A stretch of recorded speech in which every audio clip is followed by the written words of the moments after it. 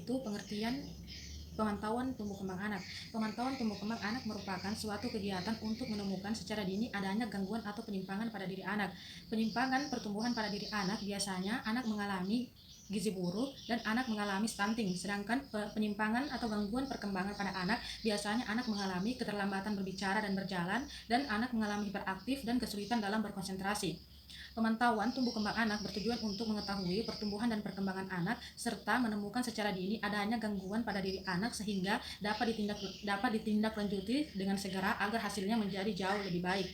Pemantauan pertumbuhan pada diri anak dapat dilakukan dengan menimbang berat badan anak, mengukur tinggi dan panjang badan anak, dan serta lingkar kepala anak. Kemudian data tersebut diplotkan ke dalam kurva pertumbuhan yang disesuaikan dengan usia dan jenis kelamin anak pada buku kesehatan anak. Sedangkan pemantauan perkembangan anak dapat dilakukan dengan melalui pengamatan langsung pada bayi atau anak oleh petugas kesehatan, dan juga menggunakan kuesioner yang diisi oleh orang tua atau menggunakan buku kesehatan pada ibu dan anak.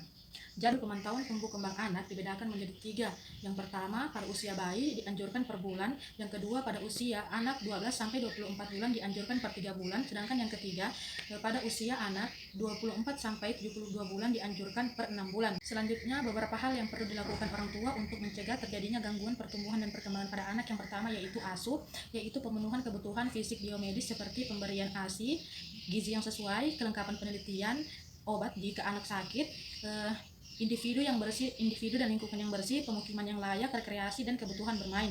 Yang kedua yaitu kebutuhan ASI, yaitu pemenuhan kebutuhan emosi dan kasih sayang. Dan yang ketiga yaitu kebutuhan ASA, yaitu pemenuhan kebutuhan akan stimulasi mental anak. Ada 4 aspek yang perlu dinilai dalam tumbuh kembang anak. Yang pertama yaitu kemampuan motorik kasar dan halus, yang kedua kemampuan berbahasa dan kognitif anak, yang ketiga yaitu emosi dan psikososial, dan yang keempat yaitu kemandirian anak.